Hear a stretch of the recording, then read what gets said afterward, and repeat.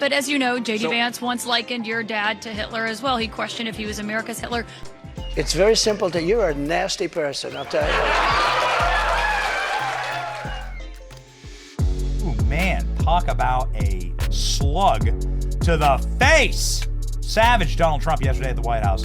Kaitlan Collins of CNN, somebody who recently discovered she's a lib. We can say this because there's she used to work for Tucker Carlson and Tucker Carlson's news network, and then got paid enough money to go do a different thing, right? So, who's for sale? Kaitlan at the White House, interrupting President Trump in one of Trump's all-time savage moments from the Oval Office. Here we go. Mr. President, you won the White House in part because of high inflation. If your tariffs make prices go up... Excuse me, we haven't asked you to speak yet, please. Right?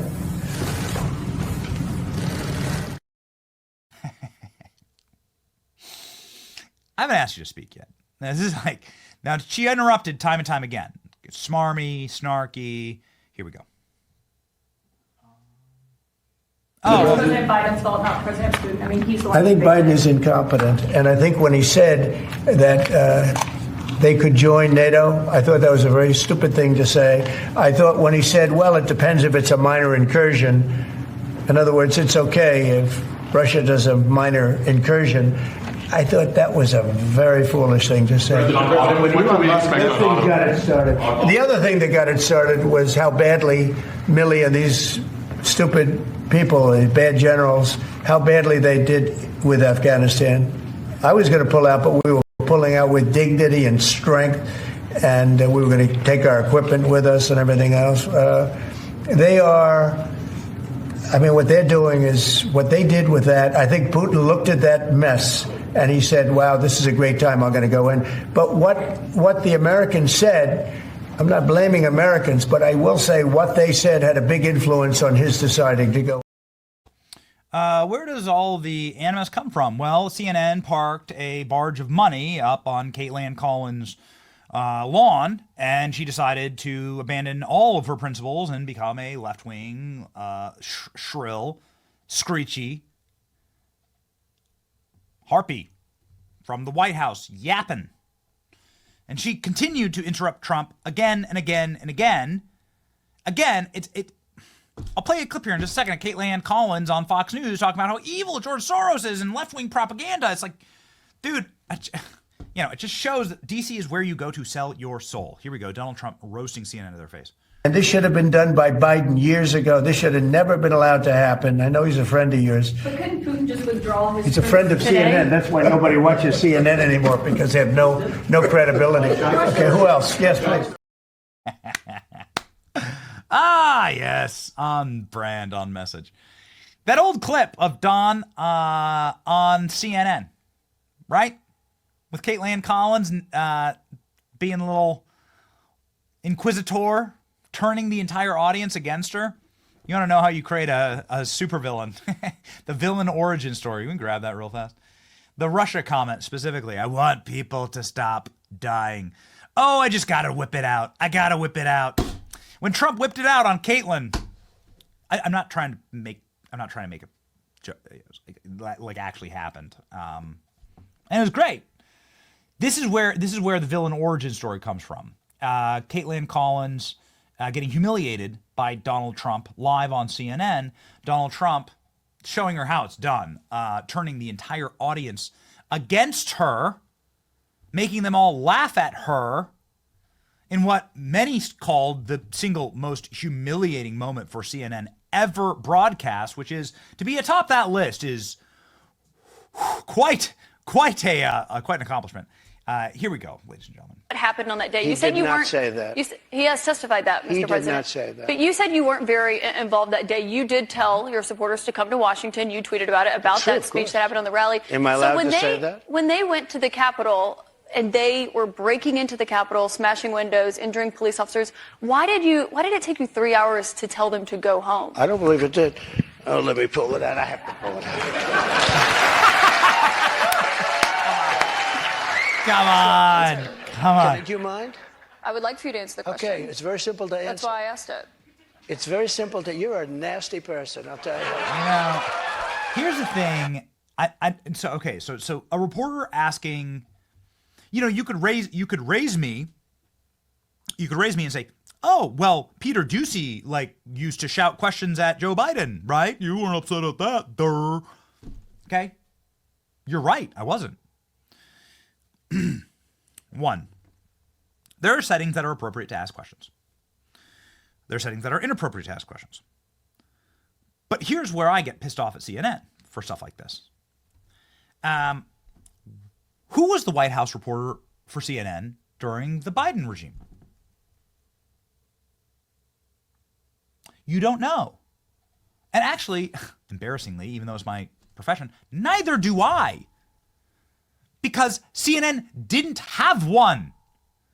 They probably had somebody with the title, but there was no CNN White House. When was the last time you it's like they took a 4-year nap, break, resign, retirement. They slept. There was no adversarial questioning. There was no interrupting. There was dutifully nodding and agreeing with everything Kamala said and everything Joe Biden said. Never daring to interrupt. Oh, this adversarial scream and screech at Trump as he's trying to do something. These are the behaviors that they flip a switch, right? They give the dog the pill, it makes it go rabid again, right? After training it in a kennel, here's the rat frothing at the mouth because Trump's back in office. Find me, okay, I'll publicly apologize if you can find me any clip where the CNN reporter behaved like this to Joe Biden. Here it is, one more time, short clip. Mr. President, you won the White House in part because of high inflation. If your tariffs make prices go up... Excuse me, we haven't asked you to speak yet, please. Right? Trump's doing a photo op. He's signing an executive order. Signing an executive order having to do with the economy and with tariffs. And CNN interrupts him and starts yapping. Find me the time that they did this to Biden, okay? And I'll publicly apologize on the stream. I'll say, wow, I didn't see it. They didn't. That's what pisses me off. That's what makes me angry, okay? One final thing, okay? One final, very fun little throwback. Just to prove that these people don't believe in anything and that they are able to be purchased.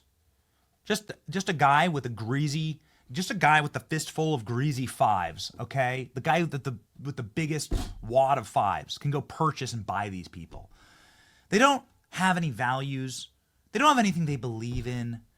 They're atomizationists. They're year zero Marxists. They could literally be paid to do or be anything.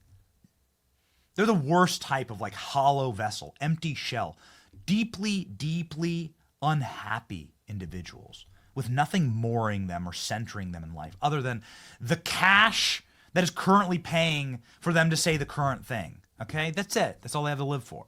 It's awful, awful. Here's proof of that. Just a few short years ago, Kaitlan Collins, sitting here on Fox News, talking about how evil globalist left-wing propaganda is. Just a few short years before, she's spewing globalist left-wing propaganda in the face of the president. Here we go. From our nation's capital. Kaitlan, what does that mean? What's George Soros trying to do with the immigration crisis? Good morning. Okay, so George Soros is this foreign-born left-wing guy who essentially wants to change the nature of our country. And in this data dump, one of the memos was about the refugee crisis. And they made 3 points. They think that they've been successful at influencing immigration policy across the world. They think that the refugee crisis is an opportunity to continue doing so. And they think the refugee crisis is the new normal. And George Soros is this guy who is a staunch advocate for open borders. He wants people to be able to go wherever they want, whenever they want, for whatever reason. And for him, he sees this immigration policy, this crisis, as a vehicle to further his immigration agenda. So pathetic. So sad. You have a right to like change your opinions on things. I certainly have. Okay, I've like sharpened my opinions and my thought process on a lot of things. Back 20 years ago, you could find me being like, wow, war in Iraq, maybe that's what we should do with George Bush. Like, you could find that. You can find that. I was college Republican chairman of my community college. That's what I was doing back then. And I'm embarrassed about that position, and I'll explain to you why. There's no explanation for that. George Soros is evil, globalist, left-wing billionaire. Now I literally work for him. There's no explanation for that. No. It just means you're an empty vessel that can be purchased for the guy with the biggest fistful of fives, right? That's it. It's really sad. It's humiliating. You debase yourself. You disgrace yourself.